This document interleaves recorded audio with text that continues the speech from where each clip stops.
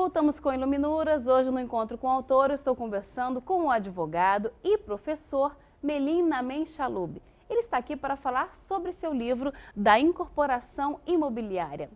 Melim, quais são as modalidades de contrato existentes? A incorporação, como eu já disse, é a atividade pela qual se transmite a propriedade imobiliária. Por isso, as modalidades mais frequentes são aquelas conhecidas no direito comum: o contrato de compra e venda, o contrato de promessa de compra e venda e, mais recentemente, a partir da Lei 9.514 de 97, o contrato de compra e venda com pacto adjeto de alienação fiduciária. Bem, o mais comum de todos os contratos utilizados na incorporação é a promessa de compra e venda. É o contrato pelo qual o incorporador, durante a construção, se compromete a vender, a construir e vender para o adquirente uma determinada unidade imobiliária que ele irá construir e, em geral, o contrato mais comum utilizado no mercado é o contrato de promessa de venda de unidade certa a preço certo. Ou seja, é uma venda a risco total do incorporador. Como é que a pessoa que está adquirindo, por exemplo, um imóvel na planta, ela pode se proteger? Porque para quem está comprando, sempre existe aquele medo de acontecer algum problema durante a obra. Não, a questão do atraso, acho que as pessoas até já estão meio acostumadas, não é? Mas de acontecer um problema mais grave. Como é que as pessoas podem se proteger e ter a certeza de que estão comprando um empreendimento que vai dar certo, que vai ser entregue da forma como ela esperava? Bem, esta lei 4.591, de 64, já estabelece mecanismos de proteção muito importantes para os adquirentes. Em primeiro lugar, é a primeira coisa que o adquirente precisa fazer para se sentir seguro é examinar o memorial de incorporação no registro de imóveis.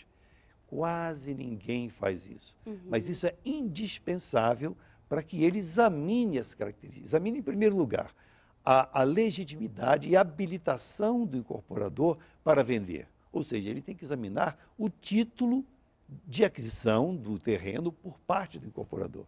Isto ele examina no memorial de incorporação no registro de imóveis. Sim. Esse memorial é acessível a qualquer cidadão. Qualquer cidadão que queira pode chegar e tem o direito de chegar no registro de imóveis e pedir esse dossiê, examinar ponto por ponto do dossiê. A escritura, o registro do terreno em nome do incorporador, o projeto de construção com a devida aprovação pelas autoridades, o orçamento da obra, o prazo programado para a conclusão da obra, a sua fração ideal de terreno, a área da construção da sua unidade, porque existem ali determinados quadros que estabelecem e que revelam a área de cada unidade, as áreas das partes comuns. Tudo isso, independentemente daqueles folhetos de publicidade. Porque as pessoas normalmente só olham ali, bom, é uma boa planta, o empreendimento oferece muitas vantagens, ok, vou comprar, mas esquece realmente dessa parte. Agora, Melim, falamos sobre essas novas leis que trouxeram benefícios, mas você acha que essa atividade ainda precisa ser aperfeiçoada? Ah, sem dúvida, porque na verdade, ao se conceber uma lei, essas leis são mais ou menos recentes, não se consegue ver toda a sua aplicação na prática, todos os seus efeitos práticos.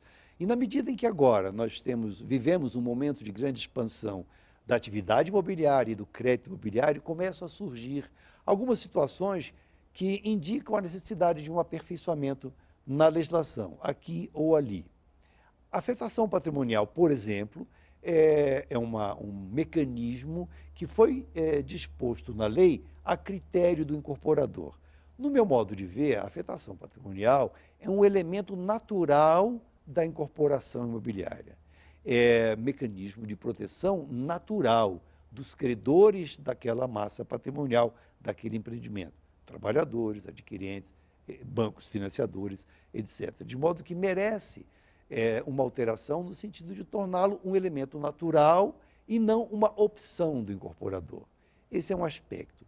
Um outro aspecto que também merece melhor esclarecimento ou explicitação da lei são controvérsias geradas, controvérsias ou litígios entre adquirentes e incorporadores ou bancos financiadores relativos a cláusulas contratuais. Não é incomum os adquirentes colocarem em questão no judiciário, por exemplo, a taxa de juros ou o método de cálculo de juros. E aí sustentam que a incorporadora ou o banco está cobrando equivocadamente a taxa de juros, entendendo que a sua prestação deveria ser num valor e não num determinado valor e não no valor que está sendo cobrado pelo incorporador ou pelo banco. Nesse caso, a Lei 10.931 prevê que o adquirente deve definir na sua petição inicial qual é o valor incontroverso e qual é o valor controvertido. Diz a lei que ele deve prosseguir o pagamento ao próprio credor diretamente a parcela incontroversa e deve depositar em juízo a parcela controvertida. Esse mecanismo, entretanto, não vem sendo aplicado com muito rigor na prática.